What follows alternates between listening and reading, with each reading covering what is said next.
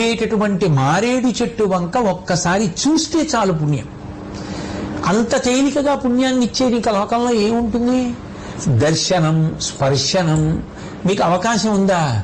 ఒకసారి మారేడు చెట్టును ముట్టుకుంటే చాలు. సూర్యాస్తమయం కాకముందు ఒకసారి మారేడు చెట్టును ముట్టుకుంటే చాలు. స్పర్శనం, దర్శనం పుణ్యం. ఇక అవకాశం ఉండి దానికి ఒక ప్రదక్షిణం కూడా చేస్తాను అంటే ఇంకంతకన్నా భాగ్యం ఏముంది?